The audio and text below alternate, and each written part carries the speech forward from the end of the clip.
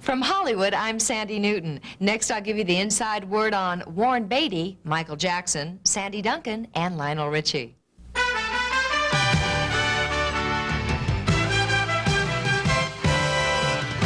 Now, Hollywood Insider goes behind the glitter and glamour to give you the inside news on today's top stars. On this week's Hollywood Insider, the star of Valerie's Family, Sandy Duncan, will let you in on how she triumphed over tragedy. You'll find out why Lenard Nimoy owns a debt to Mr. Spock for getting him involved with 3 men and a baby. Actor-director Lenard Nimoy will reveal how he's become part Vulcan in real life. Well, this is the time for New Year's resolutions, and each year one Hollywood star makes the same resolution. After doing the film Star Trek II, Lenard Nimoy said he wouldn't return as Mr. Spock either, unless the producers let him direct. They agreed, and Nimoy got to direct 2 very successful Star Trek films. And now Lenard has directed his first non-Star Trek movie, 3 Men and a Baby, and the film is a runaway hit. Here's the inside story on Hollywood's newest directorial wonder.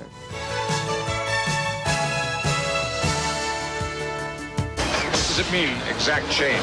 When we last saw Lenard Nimoy, he was once again playing the unflappable Mr. Spock in Star Trek IV.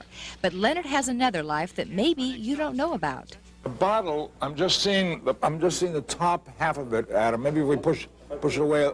Lenard Nimoy is one of Hollywood's most successful movie directors. He's the director of the current hit comedy 3 Men and a Baby, and he also directed both huge moneymakers Star Trek III and IV. When I say go, you'll dump it, right? Ready? But Nimoy wouldn't be in the enviable position of having directed 3 hit movies in a row if it hadn't been for Mr. Spock. And not just because of the fame Spock brought him, but also because of the way Spock changed his personality. I think probably Spock has changed me a lot.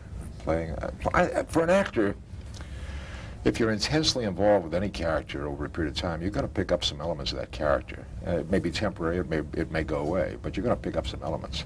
If you're playing a character, for example, who's a very irritable guy, and playing him a lot, and over a long period of time, you may develop some of that sense of irritation, some of that short-tempered, short-patience kind of thing, and maybe it goes away.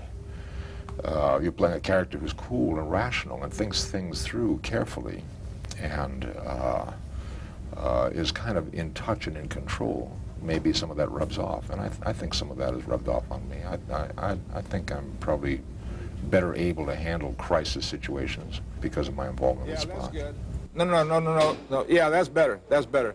Well, as a movie director, Lenard gets all the crisis situations he can handle. And because of his training as Spock, he knows how to do it. Take, for example, the problem he had shooting 3 Men and a Baby. The most difficult thing that we had to do with the baby in the first few weeks of shooting was to get it to cry.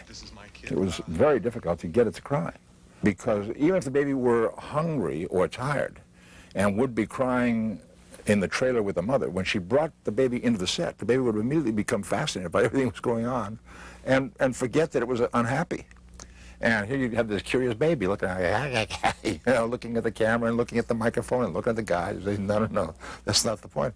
So we'd finally have to just sit down quietly and wait until the baby got bored and remembered that she was unhappy, and then she would start to cry again. So what are we supposed to do about this?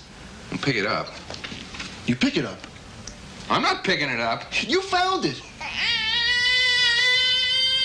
Mr. Spock has been very good to Lenard Nimoy. He's given him fame, wealth, and the ability to handle directing a movie.